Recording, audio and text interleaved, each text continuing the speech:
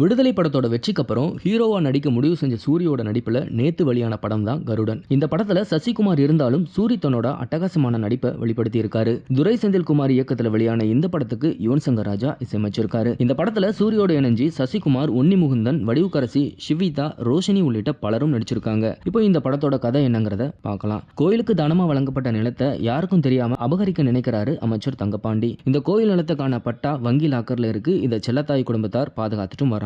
இந்த குடும்பத்தை சேர்ந்தவர் தான் கர்ணன். இந்த குடும்பத்துல சிறு வயசுல இருந்து வளர்ந்துட்டு வராரு சொக்கன். சோறு போட்டு வளர்த்த காரணத்துக்காக கர்ணனுக்கு விசுவாசியா, அவருக்கு தன்னோட உயிரையும் கொடுக்க தயாரா இருக்காரு சொக்கன். கர்ணனோட நெருங்கிய நண்பரா இருக்கிறவர் தான் ஆதி. இவங்களை எல்லாம் தாண்டி கோயில் நிலத்தோட பட்டாவை எடுக்க நினைக்கக்கூடிய அமைச்சர் ஆதி கர்ணா இடையே உள்ள நட்புல விரிசலை ஏற்படுத்த நினைக்கிறாரு. இதுல அவர் வெற்றி கண்டாரா இல்லையா, நியாயமா விசுவாசமானு வரும்போது சொக்கன் எந்த பக்கம் நிக்கிறாரு அப்படிங்கறதா இந்த படத்தோட கதை.